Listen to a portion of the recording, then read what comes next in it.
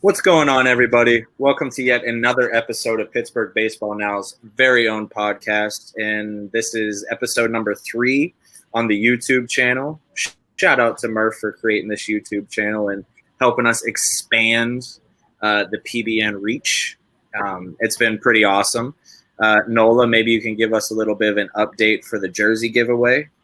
The Bubba Chandler jersey, that is. Looking forward to any updates you have. Are we going to do the giveaway at the beginning or end? Let's do the giveaway at the end. Create some suspense. Okay. We got to create some suspense for the folks. But yeah, like I said, Murph creating the YouTube channel. It's been great. We have Corey Shrader on as a guest talking with us, talking some ball. Nola highly recommended this guy. So Corey, don't mess up. This is your big moment, man. Oh, man. You're about to have like 50 people watch this and critique you. I got the call to the majors today, and we'll see how it goes. Cup of coffee. Yeah, absolutely, man. Don't go schlepping back to the minors, okay? We can't have that happen. We got to see what the EVs are. See if they're up to major league caliber. If not, yeah, we'll talk about your IVB too. See what's going on with the fastball. Everybody loves it. Everybody does. But we got to introduce the other co-hosts for the evening. We got Anthony Big Bear Murphy and Petty Nola Jeffy. What's going on, boys? Good to see you again. What's going on? Just being petty as normal. Hey, man. Yeah, everybody thinks I'm going negative on the team and the system, but I think for good reasons. Yeah, I mean it's just it's not negativity; it's more unbiased opinions on the matter. So that's how saying it goes. what the system. Just kind of look at the system as it is and giving some thoughts and opinions, which we'll touch on that. So yeah, we will touch on that. But the first topic of the night, I'm excited to dive into it. Mitch Keller. Obviously, it seemed like before tonight's game, he fell off of one of the highest cliffs I've ever seen a pitcher fall off of. I mean, April all the way up until the All-Star break, he was dominating. My Cy Young votes prediction was looking better and better as the starts continued and progressed. And then, what was it, 14, 13 earned runs in his last two starts before Friday night start. And it was looking fairly shaky, to say the least. But this is why we brought Corey on, to kind of save the day and talk some Mitch Keller. So, Corey, I know you're the fastball guy. Nola has amped you up a little bit with it. So let's dive into some Mitch Keller, man. What have you seen? What do you like? What don't you like? Give us your opinion on it. So what I don't like, excluding today's information added in, was the previous, I think, 4 starts in July. We had some pretty brutal Mitch, really. It was like a 7.04 ERA, like 6.3 FIP. And the big takeaway, talking fastball with Mitch, was that I feel like the command on the fastball had kind of evaporated on him. And for him, at least, he's kind of a kitchen sink pitcher, right? He throws, 6, 7 different offerings. And a lot of that works off of the strength of his fastball, command, velocity, et cetera. And looking at some of the under the hood stuff, you see that losing that command led to increased walks. It was up like almost 2% from his stretch of dominance. I mean, like you said, he was a legitimate Cy Young candidate from March 30 till June 28th. But I think a lot of folks may look at up until maybe tonight, people, I think, as we talked a little pre-show, like it might be back, it might not be, but it was encouraging, for sure. I think you get some of the folks in Pittsburgh say, we've seen this before, fans, same old Mitch kind of thing. And I don't know that I would go that far. Like tonight, 18 whiffs is outstanding.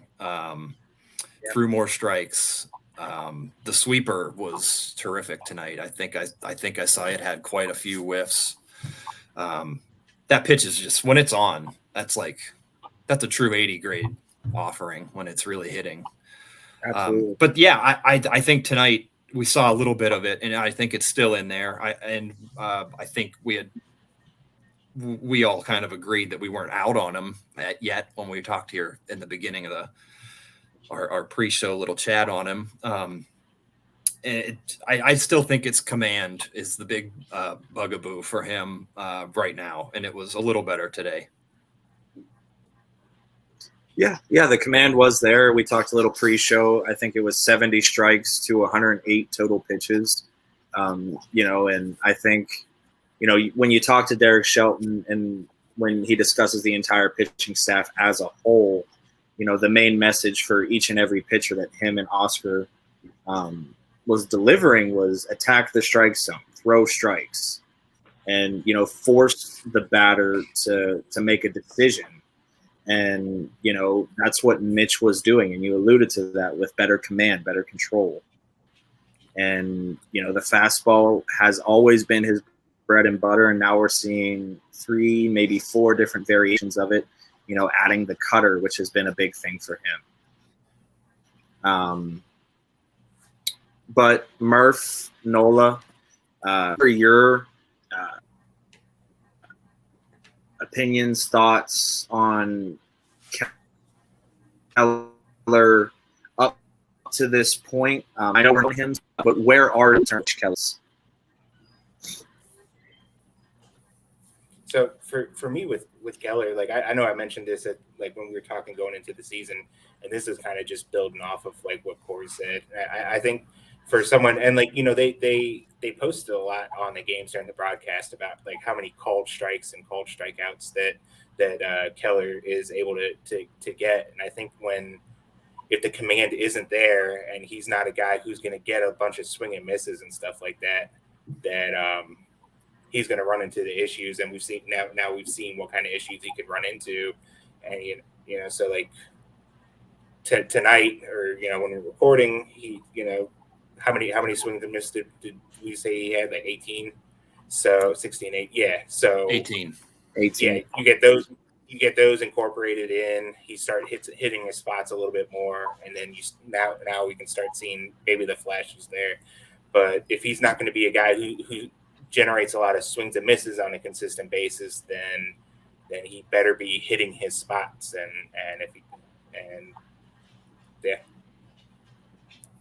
Yeah, I would say I know because I've talked about it a couple of times where when he first came up, I mean, he was like 75% fastball slider, and especially if his command wasn't on, then like you could just zero in on it. We're already zeroing in on 2 pitches, and then if his command's not on, that makes him even less effective. But now, I mean, he doesn't throw a single pitch generally more than 25% of the time. And then you think about the fact, because he added the sweeper this year, he should just be like a general slider made of the sweeper. So at any time, he has anywhere from 35 to 40 inches of separation, horizontal separation between his sinker and sweeper. I mean, you're talking 3.5 feet where that pitch is ending up on different sides of the plate. So, I mean, his command is going to play a lot of part in that, and, in tunneling the pitch to where out of the hand, it looks like the same pitch, and then it just splits, Yeah. So a lot of it's going to come down to command and placing it, because as Corey said, he's operating with a kitchen sink now where he's throwing 6 pitches a game to where, a hitter's not going to really know what's coming. Yeah, and kind of to build on that a little bit, I think in that July poor stretch, we saw the K figures drop significantly. We're like a 10% drop. It was like 27.3% up until the end of June, and then we were down to like 17 something. So I think for him, it's like it's all rolled into one for the performance. If the fastball's not hitting that spot, it makes the rest of it more hittable. Another interesting I don't know that you can draw anything from this. Even when he was getting hit hard, he wasn't giving up hard contact. Like it's below major league average for EVs against it. So that's where I think the walk increase is what was really getting him, because he was getting hit a little bit more. It wasn't really getting crushed. It was still like below major league average. It was like 87 something, and it's what's average is like 88.6 or something. Now it was even lower before that, but I thought that was kind of interesting because I expected to see it skyrocket too, and it really didn't. Now he was giving up better, like more significant launch angle, so he was probably getting more damage done against him, because he was, terrific through June. Like a legitimate ace conversation, not just a Pirates ace, as some folks might scoff at that, but like, not us certainly, but the lay fan would be like, well, he's an ace for the Pirates. I think he's an ace. I wouldn't say that at all. I kind of look at Keller how I look at the entire 2023 Pittsburgh Pirates, and I think I have a better and more clear picture to this. The Pirates started off 20-8, something we did not expect. And Keller, same thing. Started off, well, he had a kind of a bad outing, his first outing in Cincinnati, but regardless, he started off completely dominant. The guy was looking like Randy Johnson times a million to some folks, especially from his previous years. And I look at it more now of, can we see more progression from Mitch? 2022, his ERA was finally under 4. That's a huge step in his progression. Now he drops it under 4 again. I think it's 397 after Friday's start. Big thing. Can Mitch now get to the 3.5s, maybe the 3.4s? And can he earn 12, 13 wins? That's the progression I want to see. Of course, I want to see Cy Young votes for Mitch, because that means that he's above and beyond what even I expected. But I just need to see progression. To be a Cy Young. Yeah, you called it. You make hot takes, man. And you make hot takes, and if it hits, it hits. Peter King is the king of that. He would say the Cleveland Browns were going to the Super Bowl every year, so that way, if they made it, he's a genius. If it's not, oh well, doesn't matter.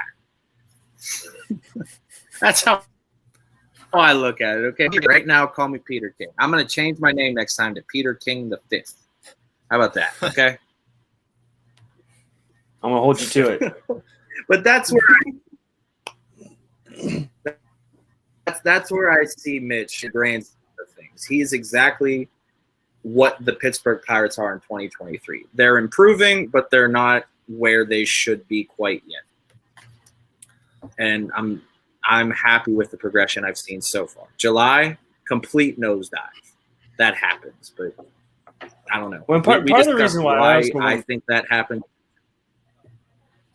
I'll say part of the reason I want to see Go ahead, him succeed too is so many of the other pitchers kind of fit that same mold as Keller. You look at Oviedo, Ortiz, they're guys that don't really have – they throw hard, but they don't have great fastballs. And that's where we could probably dive into IVBs and dead zone fastballs and everything. And, Ortiz fastball is, dead fastball if you look at it, exactly the definition of one.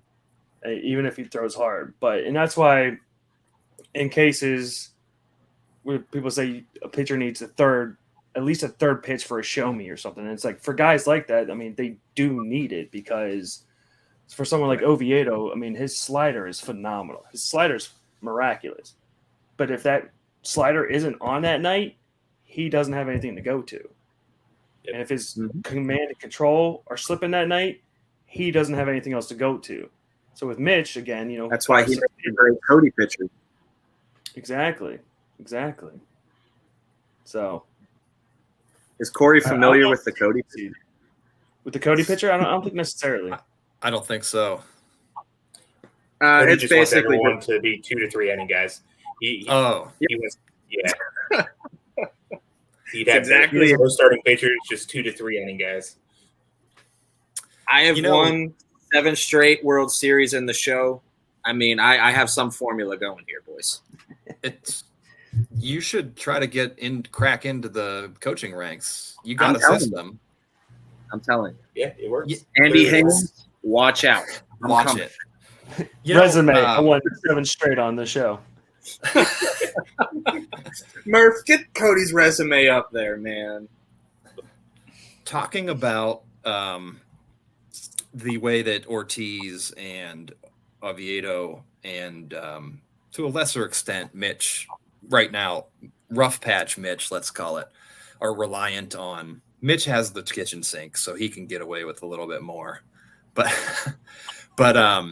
I actually think that Priester kind of falls into that same bucket where the fastball's not great, so he's got to rely on the secondaries. And if they're not clicking or the location on the fastball is suboptimal for the night, it could be a 2-3 inning, kind of outing there. And maybe this is a sort of a topic we can get to when we get into one of our other coming up. But it seems to be a problem that isn't that hard to see for the observer. So maybe they can address it. It might be a deficiency, is what I'm saying, in the developmental program. And I don't know the inner workings of the pitching dev system, but it's a pretty good sample of players we're seeing that have a similar issue. And I don't know exactly what they can do to fix it. I'm not a pitching guru myself, but it's an observable phenomenon. And I think we've just talked about 4 pitchers on the major league roster with a similar problem. There's a lot more in the minors too. And I think we're going to talk about that, or at least a little bit. Don't get me on Colin Holderman, so maybe we'll talk about that in another time. But yeah, let's transition now into our next topic, and that's basically the state of the farm. Fangraphs finally finished all of their team rankings and things of that sort after about 7 years of work, it seems like. And the Pirates, as of right now, are the number 1 ranked farm system. And I think if you ask all 4 of us on this show, it should not be that way. I think there's a lot of over rankings and things of that sort. I mean, Paul Skeens being number 1 is a bit of a stretch, having not touched a professional field yet. But that's just me. That's my personal opinion. I mean, maybe he's number 1. Who knows? But we haven't seen him pitch yet, so you can't really gauge that sort of thing. That's just a bugaboo of mine. Anyways, the state of the farm. Where are we at? And Corey, since you are the guest of the hour, where are you at with the state of the farm? It's clearly not number 1, but I wouldn't say it's towards the tail end either. No, I would not say it is number 1, but I don't want to be purely negative with the farm. Come on, man. I would probably give it a top 10 to 12 still overall. Okay. And I do think, though, that I don't know what year is this? The 2022 draft. I was a pretty outspoken, I am not a fan of Termarr Johnson at 1.4. But I will say, I am more in on him now than I have been at any point of his tenure with the Pirates. And that's because he's almost exactly the opposite of what everyone thought he was when they took him. He looks like an actual impact, power, maybe the hit tool is still there guy. Just looking at on the season, I mean, he had the whiff issues and the K percentage issues everyone saw. For me, sorry, this is a preamble to me saying he is the number 1 prospect. In our system still by a good amount, in my opinion. But what he's doing, he's now walking more than he's striking out. as of this month, at least. He's got like a .442. Are we saying? I know on the last show, you guys, are we saying WOBA or are we saying WOBA? What are we decided on that? I heard the discussion. We're saying WOBA. All right. Well, he's got We're saying WOBA. a 442. That's the one I'll allow. Okay. He's got a 442 and a 160 WRC plus in the last month. And the batting average is up to 260 from at one point it was like 220 something. And the OP and the ops, the OPS is come on. Get off your show right now. Take them off. No. I'm firmly OPS. I needed to say that. Is up 962 this month. I take back all the bad things I said about him back when people were comparing him to like Vladimir Guerrero mixed with Rod Carew or whatever it was people were saying. Yeah. But anyway, that's I think he's actually in that. I think he is underrated now, actually, to be quite frank. But I think he gives them another high ceiling bat that they had just graduated, or he hasn't graduated yet. Hank hasn't graduated yet, right? So close. But and even looking at some of his underlying info, the whiffs are still a little concerning, like a above 30%. But that's come down, I think, too. But like the average EV and the max EVs are pretty impressive for. Is he 19? Did he turn 19 yet? Yeah, he turned 19 in like June. He's got like a 111.6 max, I think, which is like roughly like equates to a 55-60 raw at a 19-year-old. It's pretty good. So he's blown me away from what I expected, to be honest. So I think with his development being a little bit more of a thumper than a pure hit tool guy, with power being maybe coming later, I think I'm definitely buying him being a potential star in the bat there. But I think there is a lot of, especially after this draft class coming in, and the lack of drafting some hitting support outside of my sweet boy Garrett Forrester, who I did personally appeal to the Pirates on Twitter, adding them to please draft him a day or two before the draft. And then they did. So I felt good about that one. But he was one of my favorite. Thank you for getting us a hitter. Yes, I will take credit for that one. But he's an exciting player to add in there. But I do think the bats are a little underwhelming beyond the group we just saw arrive. Now, there's some really fun ones. I'm going to be really watching Nick Samillo. Is that how you say his last name? That's how I'm saying it, at least. I'm sorry, I'm going to butcher him probably. But he's old for his level, but he looks great, and he's playing first, I'm pretty sure, most of the time now. So I'm guessing that may have something to do with why he is still at that level. But there are some encouraging things going on. Seitler, also a little old for his level, but he's sort of an out of nowhere a little bit guy that's doing a little more than most people would have been expecting. But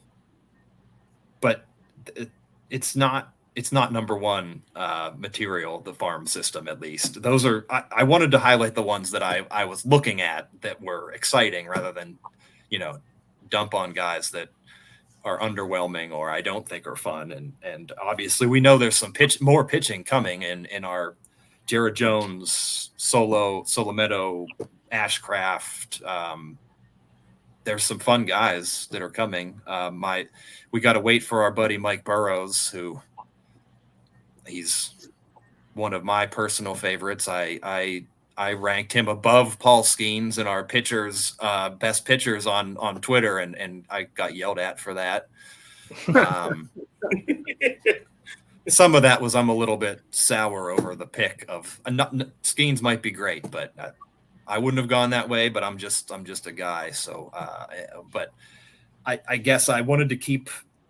I was really a little bummed after the draft, but I do like a lot of the stuff they did. and I've kind of talked myself into being a little more in than I was on the farm 3 weeks ago, probably. But still, the lack of hitting is a little concerning for me, at least. So, I mean, that's pretty much where I'm at with it too. Well, Yark, I hope you were listening to that. Corey finally giving non-anti-Short King propaganda. Love it. Yeah, Yark, you can eat that one, buddy. So that's kind of how I feel on it too with the hitters. They're a little concerning at this point.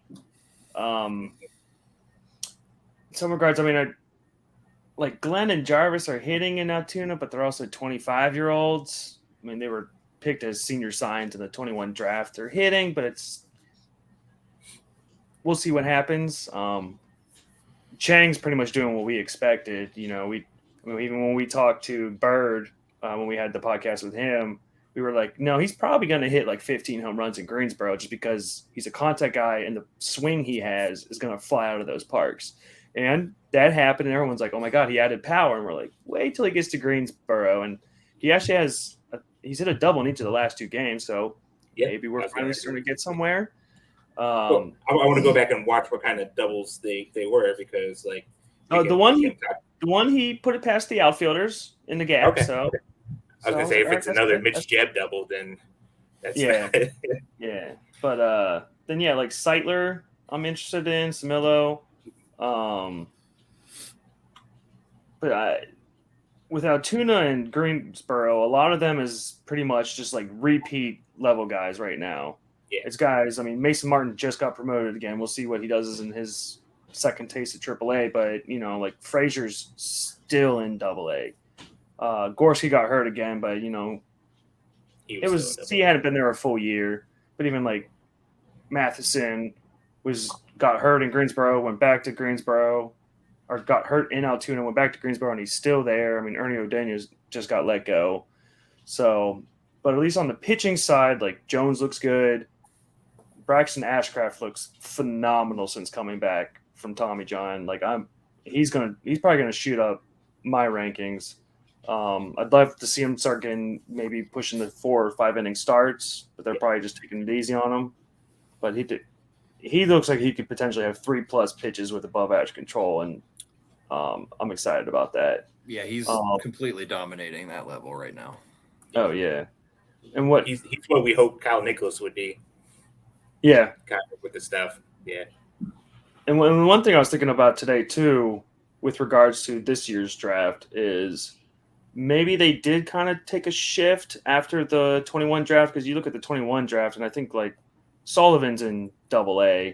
He's doing okay, but I mean he's only 22, so he's still got time. He turns 23 in October, but like Jack Carey's still in Greensboro, but already, I mean, Nielsen, Diamond, Massey, they're already moving guys back up, or moving guys up to high A. So they're already progressing a lot better than the 21 guys from the 22 draft. So maybe they have finally found a little bit of something that's working for them.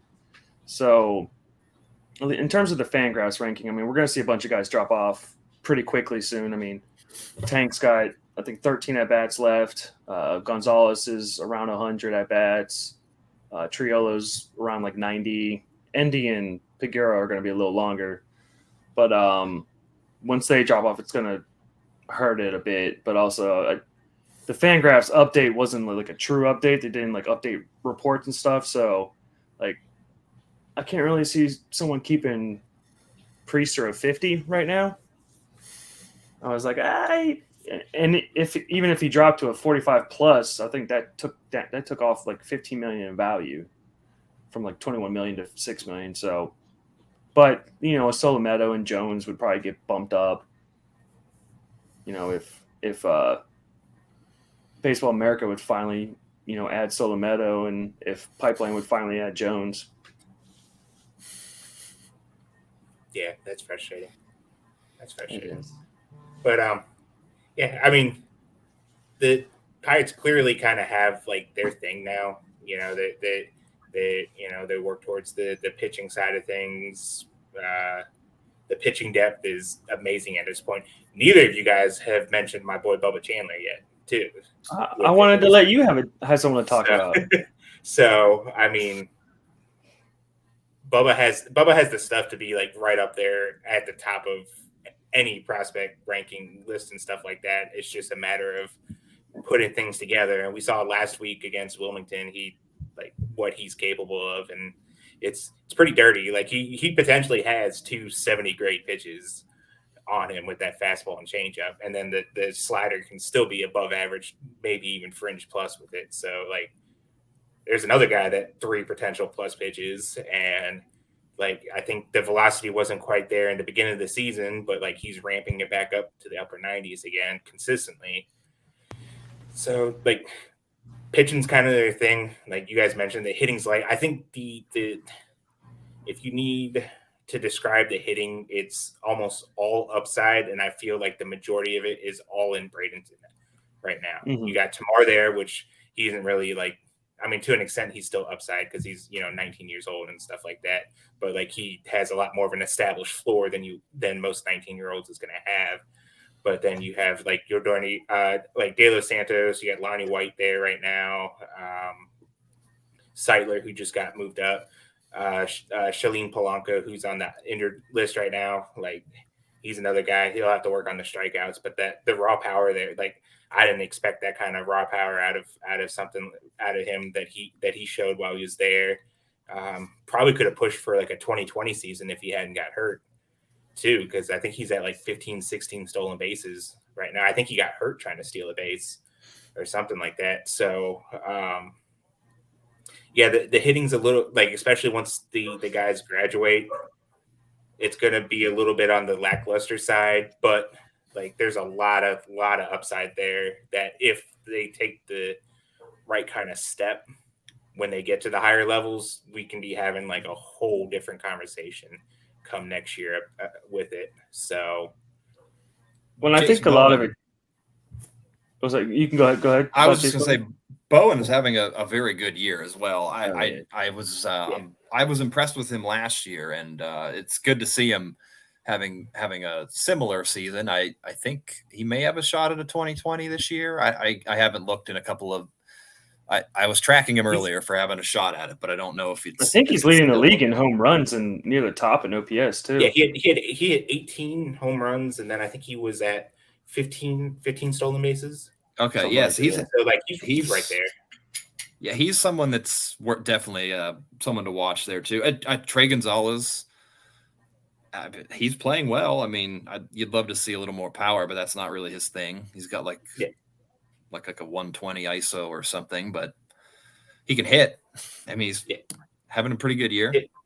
Hit and he runs the bases good. And he plays good defense. So he's the Key Brian Hayes of the outfield. Hits the ball hard into the ground. Somebody has to do it. Yeah. I'm interested. What I was. Oh no! What I was gonna say real quick too is, I mean, I think a lot of it too is kind of like the Frazier syndrome we've developed, because Frazier had that huge 21 season, and then 2022 was just kind of like, oh man, what happened? And that's what kind of like Gorski did. And then talking about these, especially like the international free agent kids that are in Bradenton that are tearing it up, you have your Oscato, your Moika, guys that you're like, oh man, this guy looks special. Then they get to that little bit higher level against more advanced pitching, and then they can't hit a ball. Especially breakers, like they could pound fastballs. You throw them even just an average changeup, curve, slider, they're not hitting it. So that's what kind of still worries me when we start bumping Bradenton kids up, because I think even like John Wilbur have talked about it, and I think even like Baseball America has brought up before, just the competition of like those real low levels now isn't what it used to be, because of in part because of the contraction of the minor leagues and shrinking of rosters, and the Pirates are doing most of their complex league stuff in the backfields. Mm-hmm. So the jump from low A to high A alone has become a pretty big jump in itself. Yeah, and we're starting to see that more too, with people pretty much hanging around Greensboro for a while now at this point. Flores, I mean, Florencio's hurt, but Flores, I mean, he's what now, like his second full year there? Yeah. And that's another point with regarding Skeens and folks with the opinion that he could come in and pitch in the major leagues right now.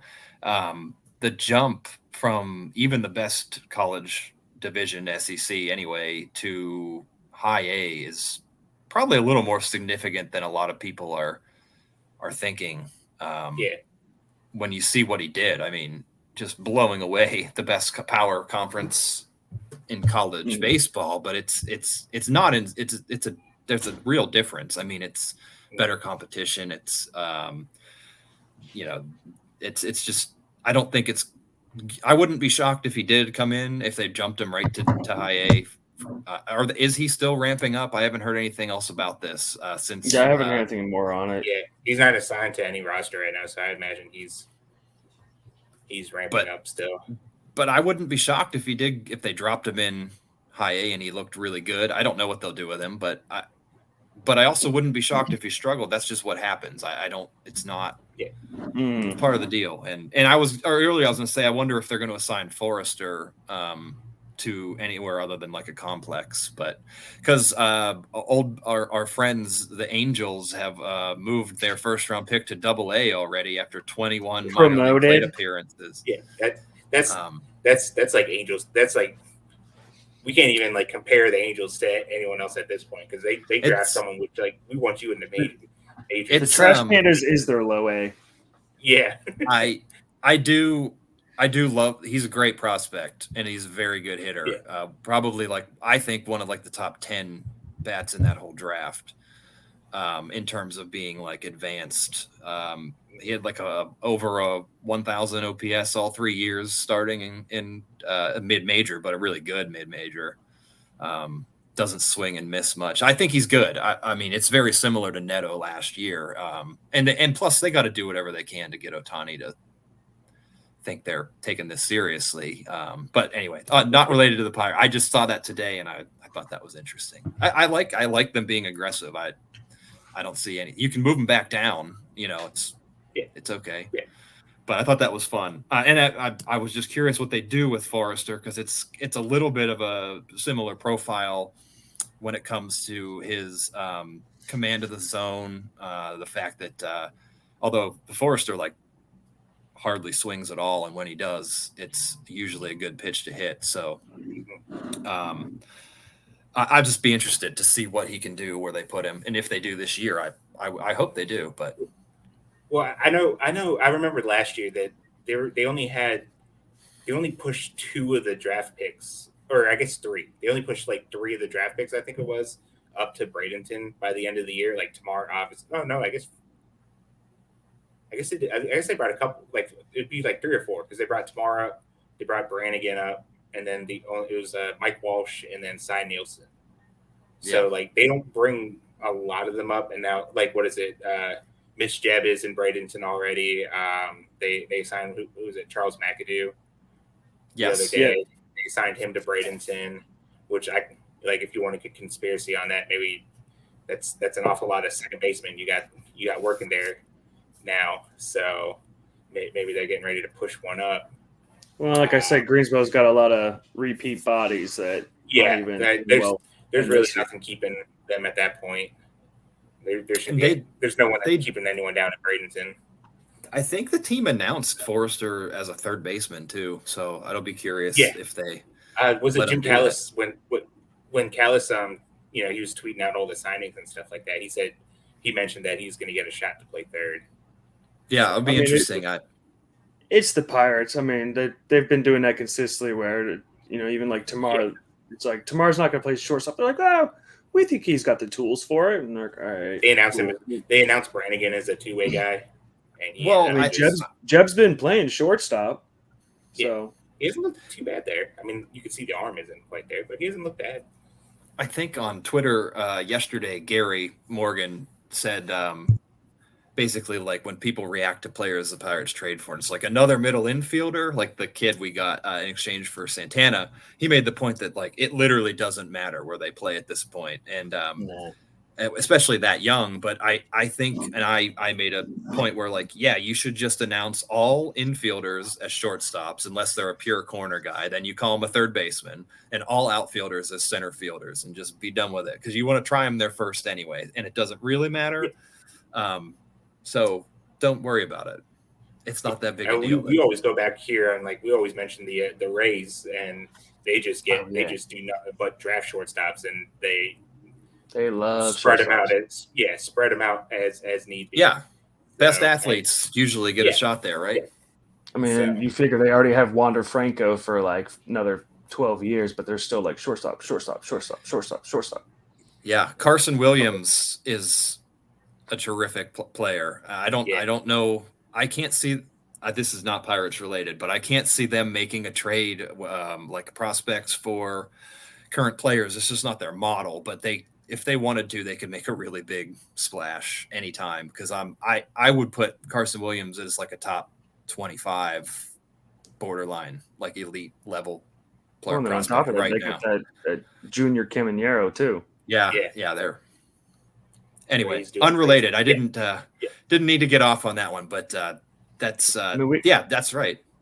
We could transition athletes from there to we talked about trades. We could transition that into trade deadline talk. Let's do it. That was we already had our first trade, Carlos Santana, to the Milwaukee Brewers for Johnny Severino, shortstop. So first trade, and what is it? There's been plenty of tweets out there right now recently about other players on the roster gaining interest by other teams, which shouldn't be too much of a surprise. You know, teams always looking for pitching, teams always looking for controllable type players, teams always looking for good players on bad teams. So of the names that we know of that have been mentioned, I guess we should say, who do we feel like is the most likely to go? Who do we feel like, how many more people do we feel like is going to go? And do you think they're going to pull a trigger on a big kind of deal? I think it all depends. I depends. I think we see at least 2-3 more go. There's probably a good chance someone will take Hedges for the defensive capabilities. There's a good chance 1 or 2 relievers. Honestly, I started thinking about it. I was like, honestly, I wouldn't be surprised if someone tried to grab Borecki. He's been pretty good since he's been up here. He had those 2 bad outings to start. What's that? He had those 2 bad outings to start, and then since that, he's been solid. Yeah, and I remember because I remember looking at his numbers when he came up. I was like, man, he has more walks than Ks. And does he even have a walk yet? Or he might have 1, I think. If he was at like 9 innings without a single recently. Walk. Yeah. If he's walked someone, it's been recently. Because I wrote about him the other day and today. He did. I don't know if that was his first one, but. Well, I mean, I guess technically Corey's our resident trade pro, so. Yeah. Well, yeah, so we Justin Verno and I have been doing the 2 guys talking trades, mock trade kind of pieces for Inside the Bucks basement for, I think last year was the first year that I started taking it over. I think Joe Boyd was doing it with him before then. And tomorrow we've got our what it might look like if a Bednar or Mitch Keller deal were to happen. It's going to be go live sometime tomorrow. And I think the main message that we both put out there is that we don't really anticipate this happening, just because there's more factors, I think, at play in moving one of them than just you get X player for X players or whatever. Bednar is a fan favorite, under control. Is he 2027? I think he's 2027. He's got 2 years. And there's optics PR to consider with him. Plus Keller, it's kind of the same. At a certain point, the team would be admitting that, hey, we're not really where we want to be, I think. in terms of getting this thing to the competitive point. When you make a move like that, that may not be true, but I think that's the perception that would come from that. So I think the deal would need to be darn near perfect, and it would have to be major league ready, pretty name recognized pieces coming back for those deals to make sense. Because I don't think anyone is really saying that Cherington's kind of on the hot seat, but like, should he be? If it's the same kind of story next year, probably, and then you might see a different move happen, where you have to go for it. A man's trying to save his job, maybe with a move like that, and I don't think that's going to happen this year anyway. I don't expect either of them to go. If you're asking me, would I trade either of them? I would. The price would need to be right, and it would have to be fill an immediate need, and I would want that to be a lineup hole personally. Probably a corner, first base option, because it's still looking a little bare, the cupboard there, beyond what we've, the stopgap kind of pieces. So I don't expect either of them to really go, but it would take quite a good return, I think, for either one. And that's what Jason Mackey's been reporting all along, is like, it's kind of got to be the perfect match, I think, is what we're seeing anyway. But that doesn't stop John Heyman from saying they're getting a lot of calls on them, because I feel like every day he's been tweeting that same thing. But Hedges, I would expect somebody will have some interest there. At one point, I was thinking Cleveland might, since they've got some organizational history with him. And who is there? They've got Naylor now, and they have another vet that's Kim Gallagher and then David Fry. Yeah, so I thought there could be a fit there at one point. The White Sox have acquired every catcher known to man. Not that they're in it anyway. So, but they're eating up some of the catcher market there. Although I don't think they would be interested in a Hedges move at this point. But yeah, I think there's some teams that would need his or want his defensive ability and play him like twice a week, or give him a good. Pair him up with a young pitcher or something, and that's another reason Cleveland might like him with their endless stream of rookies. But Rich Hill as well, I would think. I don't know what they can really get for him, but I don't expect him to make it past the deadline, even if it's for the player to be named later kind of thing. If they could get a similar return to what they got for Santana for him, it would be terrific. I don't think that they can personally. Connor Joe is interesting, but I know he's under control, so I anticipate that he may be with the team beyond the deadline still. But I could see team having interest in him because he does have some positional versatility. He hits lefties. I'm trying to think of Choi, but I don't know. That leaves him in a pretty big hole at first base for this team. But I could see why someone would be interested in him. Is there anyone that you guys that I'm not thinking of that I just rattled off that is borderline obvious? Or a second part of that, do you think they should go with a Keller or a Bednar move? I think so it's kind of like a catch-22, because like if you're trading them, you need someone that's going to help you immediately or close to help them immediately, just so then like you got to start winning at some point with it. But then when you think about it, any kind of trade that you're going to do, if you're looking for a win now trade, are you really going to do better than an all-star starting pitcher and an all-star closer? So that's right. If it's an immediate return that you're looking for, you're probably not going to get much better than what you're offering up, especially factoring in that they still have years of control left on them.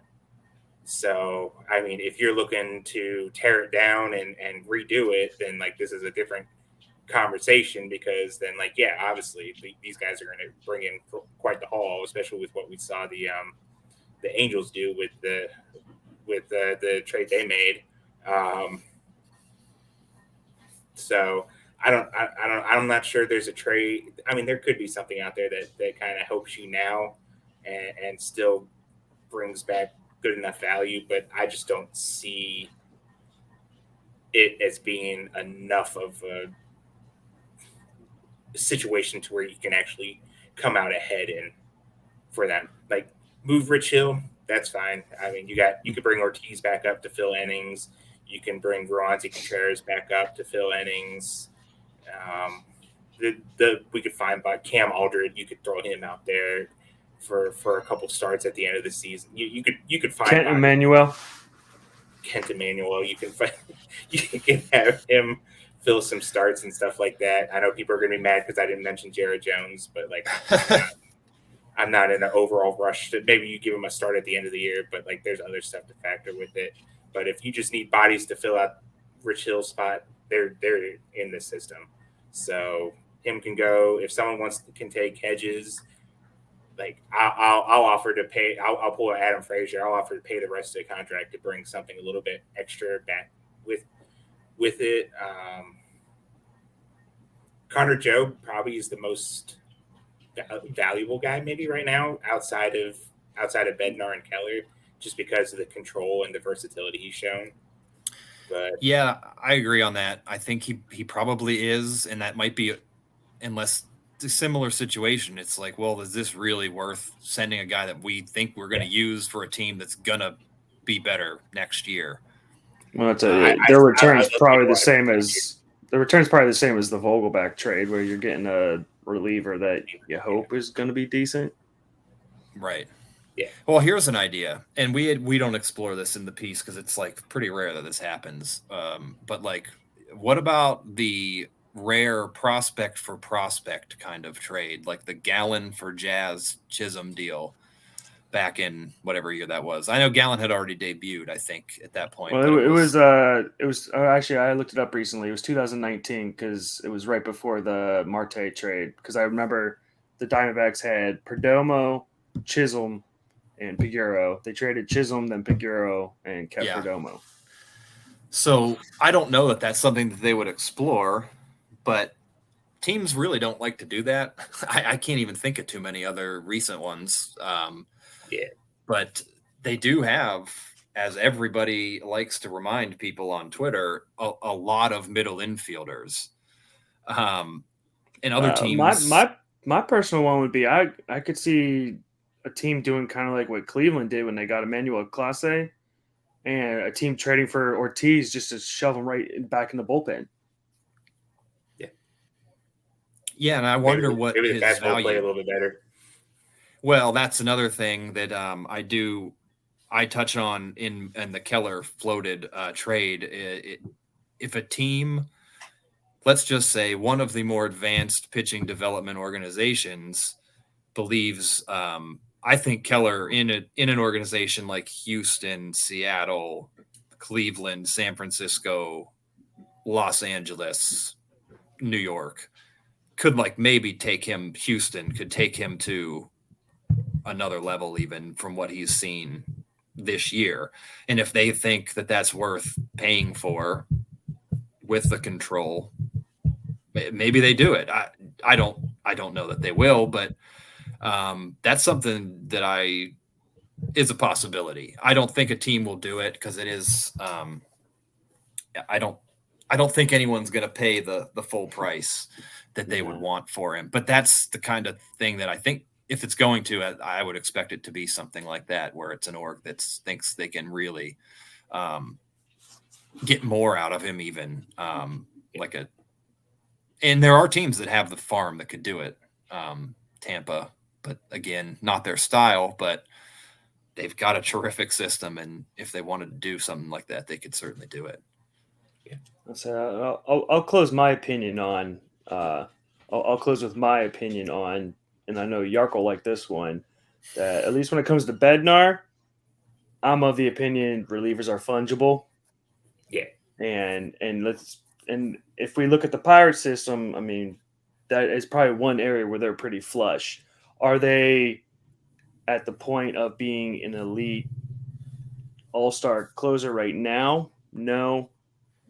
they haven't shown that necessarily, but at the same time, like relievers pop up so often, all the time. And I look to what Baltimore did with Jorge Lopez, where he was a dud starter. They put him in the bullpen. He was an elite closer, flipped him to the Twins for a nice package, and then this year he turned into a dud reliever again and just got flipped Marlins for a low end return. And it's just Bednar's probably special, could be special, but at the same time, I don't know. Relievers are so fungible to me. They're so hit or miss that if they could get a team to give them a nice, near ready, like someone that's at least a double-A hitter that's crushing and ready for triple-A would be my preference. Yeah. Right. You should check out the piece when it comes out then tomorrow. There's I proposed something along those lines. But again, there's a whole thing with trading for relievers from the other team's perspective too, because I think a lot of them have that same viewpoint. But like you said, he's pretty special. I mean, he's very good and he's under control. But if we can just find our own, then I do think, especially during trade deadlines, relievers' value gets a little blown up a little bit in the sense that a team trying to find a shutdown closer is usually like a last piece kind of deal. Yep. So they're willing to spend because if they're truly trying to win a World Series that year, like go for it. They're going to be like, no, this is that last piece we need to finish things off. So they'll end up paying a little extra because there's times where relievers, you see the return, you're like, really? That ain't bad. Yep. All right. Well, that's a lot of good stuff there. A lot of good stuff. I guess. Yeah. You know, my only regret is we didn't get to talk about Mike Burrows enough. That's fair. We'll have to have you back on to do some Mike Burrows talk. If you're going to talk about Mike Burrows, I got my own list of pitchers that I got to be able to bring up then too. So let's talk pitchers again sometime here. Then we have a whole pitching show, and I'll be more than happy with that. But I guess that's going to do it for the show. I guess I'll close everything out here. Like, rate, subscribe. I guess we got to do the contest real quick though, right? Oh, we do got to do the contest. We got to do the contest real quick. So unfortunately, I mean, I don't know. Like people can't see this real well. I got the wheel. Okay. I'm gonna do it twice. I'm gonna do it twice, and then on the third one is gonna be the name. I'd be so upset if I was the second person. What's that? I'd be so upset if I was like the second person that. Ooh, you should be upset. All right, there's one. Was it one of my burner accounts? Nope. Two. Is it Tankerson the fifth? Yeah. Sixth. The sixth. Yeah. All right, this is it. Let's see who gets it. Burner account. Oh, Dilf Magic. Dilf Magic. All right. Okay. I don't know if I can. Yep. See, look right there. Dilf Magic. Dilf Magic. So send Dilf Magic. Send Nola a DM on Twitter, with your information of where you want to get shipped, and Nola will get it shipped out to you. Yeah. Congratulations. Yep. And thanks for listening and being a subscriber. Hey, thanks for having me. Yeah, okay. So I'll go through. So like I said, thanks for everyone who entered. Like, rate, subscribe, comment. Comment who you think might get traded. What kind of deal you'd be looking for. Comment what you think, like what your thoughts of the system is. And I guess finally in closing, we'll go around real quick, give our socials, any kind of work that we're getting ready to do. As always, follow me on Twitter at @_Murphy88. I started a new Substack, Bucks on Deck, doing really good. I appreciate all the love and support and everything like that everyone's done so far. usually in the morning, I got a morning rundown that kind of just recaps the previous day. And then we'll have a feature. We have one coming out Saturday morning on Chang, the pitcher that made his debut for Bradenton. Wilbur saw him quite a bit in the complex league. So he kind of gave his thoughts on him as a whole. And then I kind of gave my observations, what I saw Tuesday night. Nola, you want to go ahead? Well, I guess first off to our friend Cody, whose Wi-Fi and hotspot was not faring well today. Follow him also at is at 2HG013. He needs some more followers to catch back up to Murphy. And then I'm at Nola Jeffy. I'm contributing as well to Murphy's Bucks on Deck Substack. Actually just put out an article talking about translating pitchers with better stuff to the majors. Some interesting names on there. Check it out. Yeah. Corey? Yep. Well, I am just at Corey Shrader on Twitter. There, I write 2 pieces for Inside the Bucks Basement. Monthly, I do kind of a look around the NL Central, recap the previous month, and talk about who's hot, kind of who's not, take a quick look at their farm system, and either highlight outstanding performances or highlight who might be coming up soon for some of these guys. So I've talked about the Reds a lot lately with their never-ending wave of impressive prospects. And then I do the trade piece, the 2 guys talking trades, which we do have one coming out to Saturday the 29th, where we'll talk about Keller and Bednar and what we would take for them, or what we would like to see if it would happen. And then I believe we'll have a roundup piece. I don't know the date on that one. I don't think we've got that far yet on that one. Other than that, I'm just on Twitter interacting with probably the other folks, the other guys here on Twitter, or everybody's buddy Yark, talking about short prospects and the downfall there. I don't appreciate. Yeah, other than that, I don't appreciate that talk. Anytime anyone wants to talk ball, or I don't know, movies or powerlifting, which is my other hobby, find me on Twitter. Solid, man. So I deadlift the second most here.